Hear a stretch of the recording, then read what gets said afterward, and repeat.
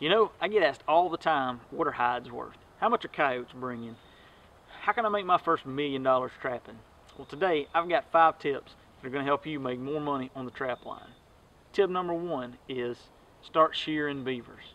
You know, most of beaver production goes into making hats, right? Cowboy type hats and felt hats, those wide rim hats. They don't use the hide of the beaver. They just shear that fur off, press it together, and make those hats. So you can save yourself a lot of time and headache from skinning and fleshing and putting up beaver hides. And you can cut out a middleman. If there's a middleman that's doing that shearing, you can just cut him out, take your sheared fur right to the hat maker, and bam, you know, collect your profits, save you some time and money, and make more money. Keep in mind, safety first. Number 1, you got an electrical hazard around the water when you're trying to shear those beavers around the water, so be careful with that. And number 2, you got to be careful, you know, wrangling and hanging on to a live beaver. I'm sure it can be pretty difficult. But I've seen these TV shows where they take sharks and they roll them on their back and they rub their belly.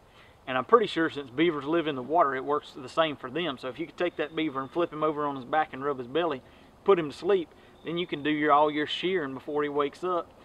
When you get done shearing, roll him over, turn him loose, and he's off no worse for wear. You come back the next day, the next year, catch the same beaver. You don't have to worry about finding new trapping land or running extra miles to try to find your next drainage with beavers in it. It's right there, you know, beaver farming basically.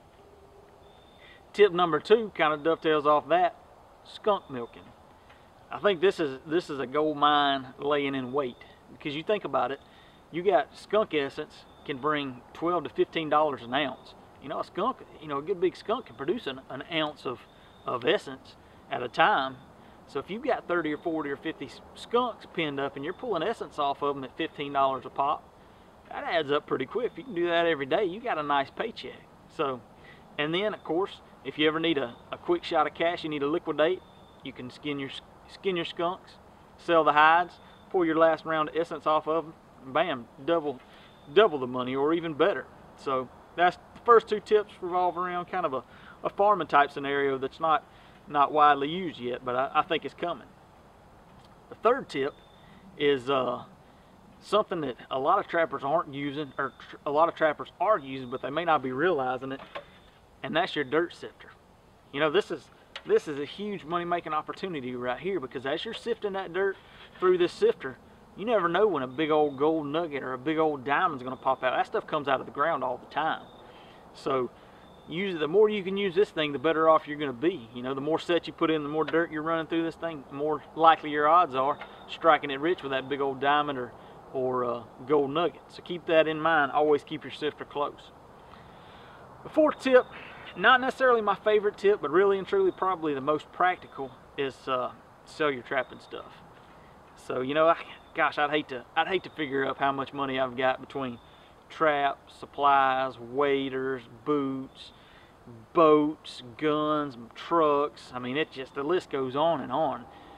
You know, if I needed to sell that stuff and get some cash out in a pinch, I probably could. And you know, truth be told, come out money ahead, sell that stuff. You know, I'm not taking up a bunch of time sitting out in the winter, getting cold and stinky, and spending time fleshing fur, fleshing hides in the middle of the night or late in the evening. Spend more time with my family. So not my favorite, because I love to trap. But if you're looking for the money, sell your gear, get you a part-time job delivering pizzas on the weekend. You'll be money ahead for sure. The 5th tip, and probably my most favorite, the exact opposite of that last tip, is just trap more.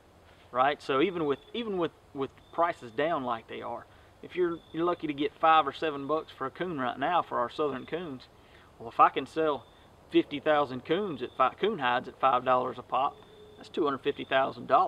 That's not bad money, you know, for 3-4 months out of the year. If you got a meat market, you might can double that right there. Shoot, I don't know any trappers that are making $500,000 working four months out of the year.